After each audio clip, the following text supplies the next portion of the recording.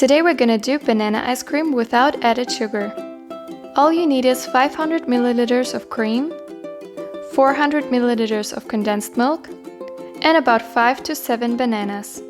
At first, peel the bananas, put them in a blender, add some milk and mix them.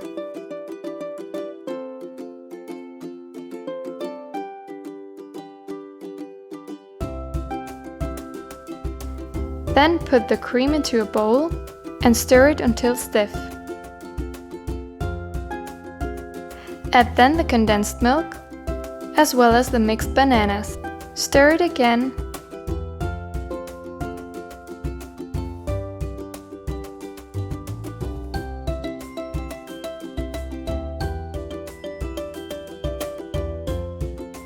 And put it into a bowl to freeze it.